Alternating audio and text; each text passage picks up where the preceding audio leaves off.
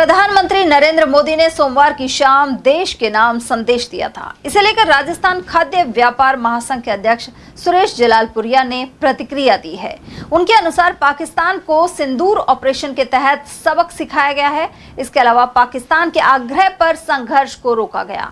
वहीं अब भी पाकिस्तान ने कोई हिमाकत की तो उसका भारत सरकार मुंह तोड़ जवाब देगी।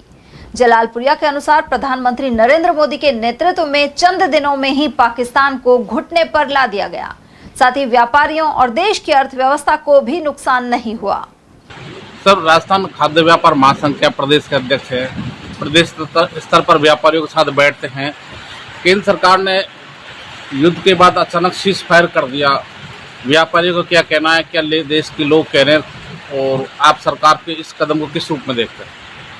केंद्र सरकार में समझता हूँ कि नेतृत्व हमेशा कभी भी हमारा भारत ये नहीं चाहता कि हम किसी भी तरह की किसी भी जनहानि के पक्ष में नहीं हैं। और वर्तमान में भी आपने देखा होगा कि हमने बहुत पेशेंस रखा, लेकिन वहाँ के जो आतंकवादी जो अड्डे हैं जिसको पाकिस्तान का पूरा समर्थन मिलता है, जिस वजह से समय समय पर हमारे देश में ये हमारे जनहानि करते हैं।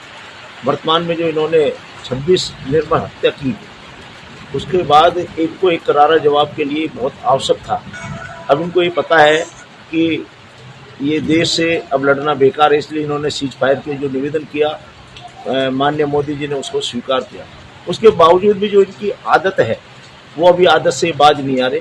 पूरा विश्व देख रहा है कि भारत आज एक शक्तिशाली देशों में है और बिल्कुल निष्पक्ष बात करता है, और वो नहीं चाहता कि किसी भी तरह का हमारा पाकिस्तान भी शांति से रहे। तो हम सब तरह से उसके सब संबंध रखने को तैयार है, लेकिन ऐसा संभव नहीं है कि एक तरफ तो वो हमारे देश में हमारे आम नागरिक को मारे और आतंकवादियों को सह दे, और उसके बावजूद वो ये चाहे कि हमें व्यापार भी उसका हम खुला रखें, उसको मदद भी दें, पानी भी दें। तो हमारे कल मोदी जी का जो 8 बजे देश के नाम संबोधन था, मैं समझता हूँ कि स्वागत योग्य था। और उन्होंने बिल्कुल साफ शब्दों में कहा कि अगर हमसे संबंध रखने हैं तो आपको आतंकवाद खत्म करना होगा, पानी अगर आपको लेना है तो आपको आतंकवाद खत्म करना होगा, हमसे व्यापार करना है तो आपको आतंकवादियों को समाप्त करना होगा। तो मैं समझता हूँ बहुत अच्छा उन्होंने कल संबोधन किया। तो जिस तरह से रूस और यूक्रेन में युद्ध चल रहा है, साल भर हो गए, इसी तरह इजराइल भी साल भर से युद्ध में जूझ रहा है। लंबा अगर युद्ध चलता है तो व्यापार पर और देश की अर्थव्यवस्था पर क्या प्रभाव पड़ता है? नहीं, ये तो कहने की बात ही नहीं है। तो जब लंबा कोई युद्ध चलता है तो व्यापार पे फर्क पड़ेगा और सारी देश की अर्थव्यवस्था खराब होती है।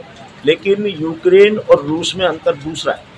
यूक्रेन पर रूस का जो अलग अलग देशों के मत थे, लेकिन अपना भारत और पाकिस्तान के युद्ध में मैं समझता हूँ कि लंबा इसलिए नहीं चल सकता कि आज पाकिस्तान के साथ कोई भी देश इस आतंकवाद के पक्ष में खड़ा होने को तैयार नहीं है, और हमारी लड़ाई पाकिस्तान से नहीं है, आतंकवाद से। इसलिए मेरे को नहीं लगता कि वो युद्ध कोई ज़्यादा लंबा चलेगा। उनको अगर अब भी उन्होंने किसी भी तरह का वार किया तो भारत में सरकार एकदम तैयार है, उसको मुंह तोड़ जवाब देगी, पीओ को लेके रहेगी, उसके बाद ये हमेशा को शांति होगी। सर, आपको क्या कारण लगता है कि जो चाइना और तुर्की पाकिस्तान के साथ खड़े नजर आए, तो ये दो ही देश क्यों खड़े हैं इसके साथ?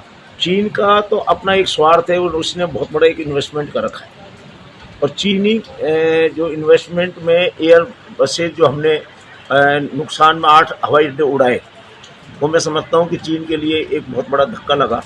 और वो फिर भी अंदर से नहीं चाहता। चीन ने भी देख लिया कि भारत कितना शक्तिशाली है। चीन ने एक बार लड़ाई करके भी बाद उन्हें हिंदी चीनी भाई भाई कहना पड़ा और हमसे समझौता करना पड़ा।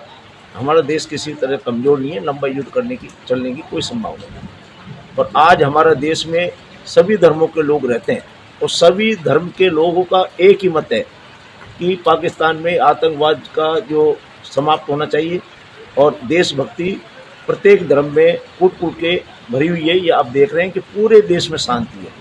ये इस बात का परिचारक है कि किसी भी तरह के देश में किसी भी धर्म के पाकिस्तान के पक्ष में